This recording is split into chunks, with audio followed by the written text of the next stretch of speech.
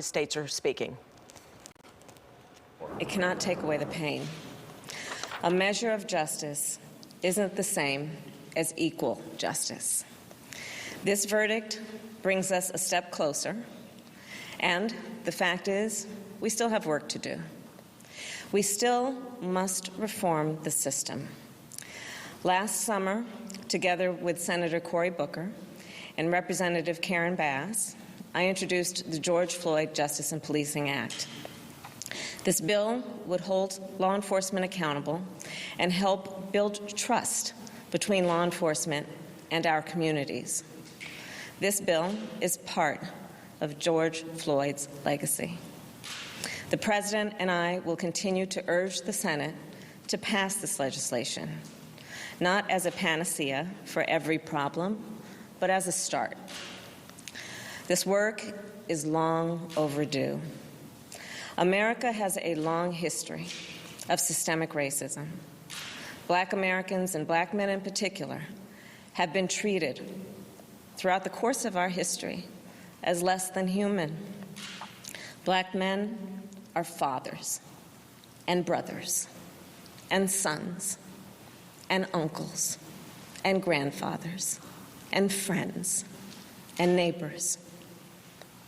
Their lives must be valued in our education system, in our healthcare system, in our housing system, in our economic system, in our criminal justice system, in our nation. Full stop. Because of smartphones, so many Americans have now seen the racial injustice that Black Americans have known for generations. The racial injustice that we have fought for generations, that my parents protested in the 1960s, that millions of us, Americans of every race, protested last summer. Here's the truth about racial injustice. It is not just a Black America problem or a people of color problem. It is a problem for every American. It is keeping us from fulfilling the promise of liberty and justice for all. And it is holding our nation back from realizing our full potential. We are all a part of George Floyd's legacy, and our job now is to honor it and to honor him. Thank you. And now it is my great honor to introduce the President of the United States, Joe Biden.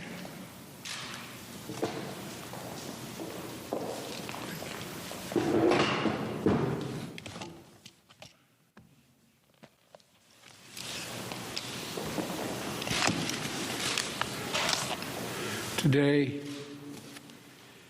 a jury in Minnesota found former Minneapolis police officer Derek Chauvin guilty on all counts in the murder of George Floyd last May. It was a murder in the full light of day, and it ripped the blinders off for the whole world to see the systemic racism the Vice President just referred to. The systemic racism is a stain on our nation's soul. The knee on the neck of justice for Black Americans, profound fear and trauma, the pain, the exhaustion that Black and brown Americans experience every single day. The murder of George Floyd launched a summer of protest we hadn't seen since the civil rights era in the 60s.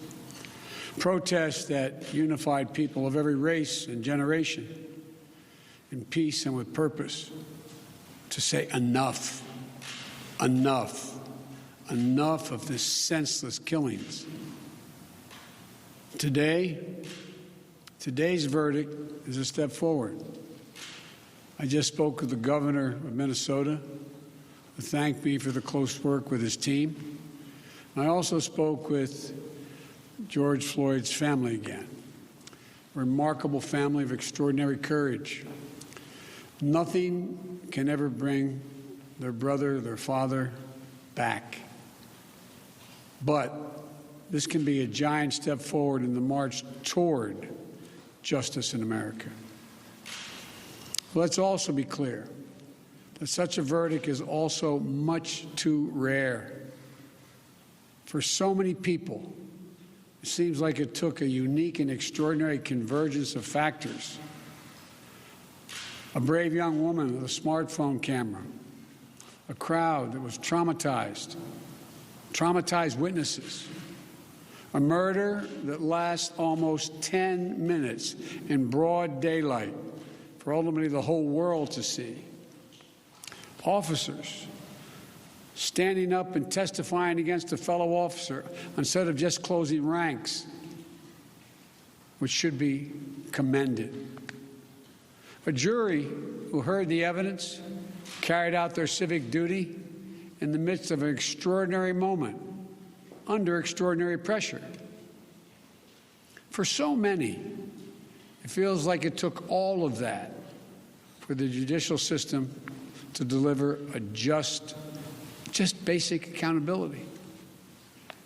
We saw how traumatic and exhausting just watching the trial was for so many people.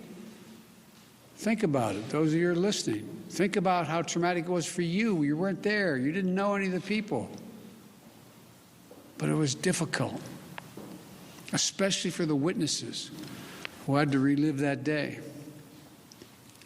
It's a trauma.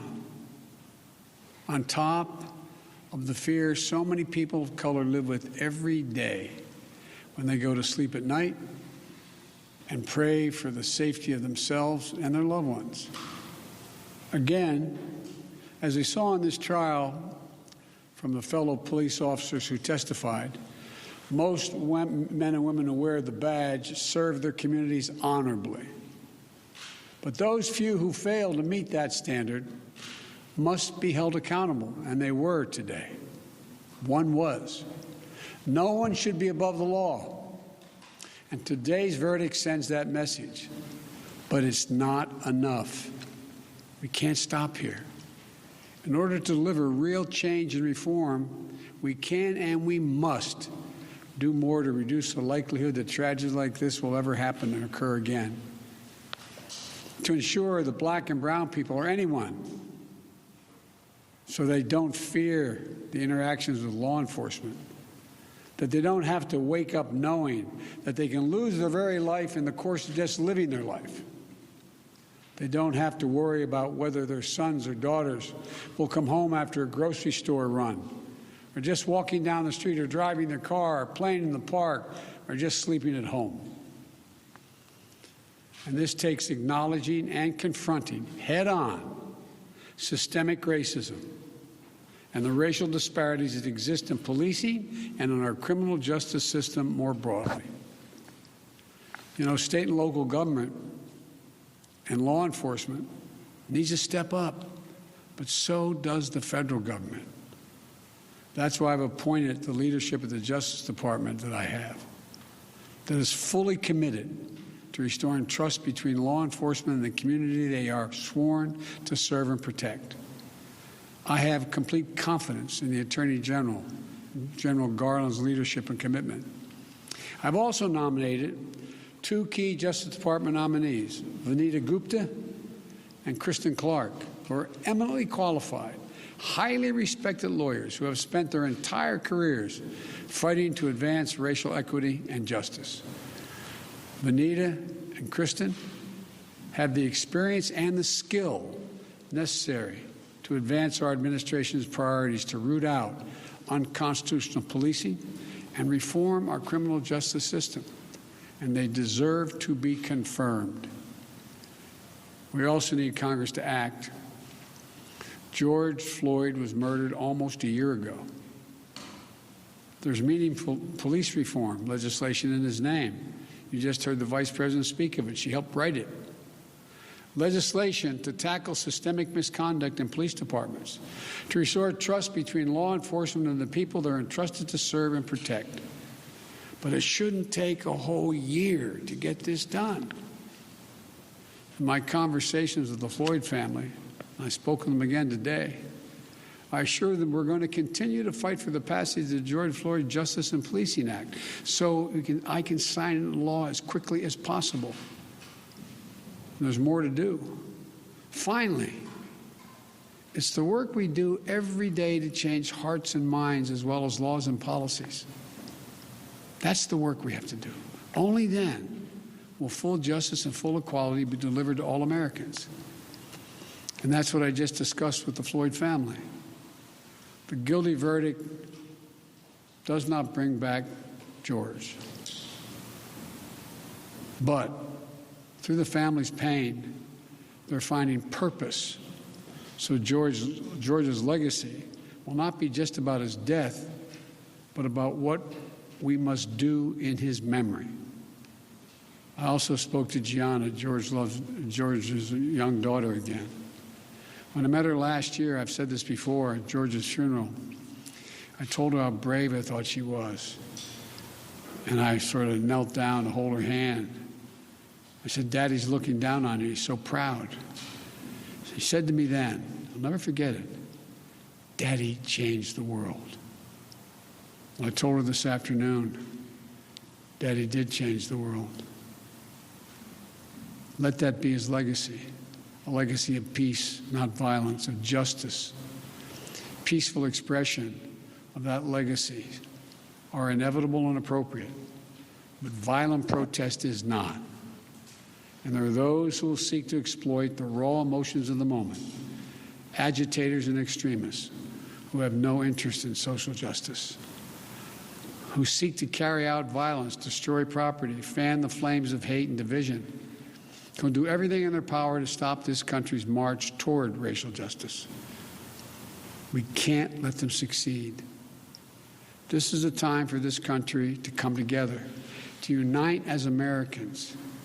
There can never be any safe harbor for hate in America. I've said it many times. The battle for soul of this nation has been a constant push and pull for more than 240 years.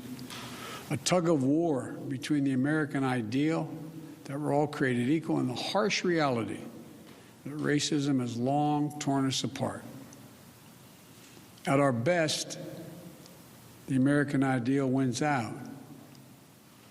So we can't leave this moment or look away thinking our work is done.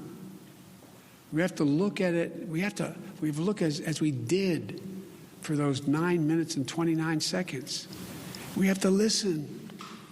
I can't breathe. I can't breathe. Those are George Floyd's last words. We can't let those words die with him. We have to keep hearing those words. We must not turn away. We can't turn away. We have a chance to begin to change the trajectory in this country. It's my hope and prayer that we live up to the legacy.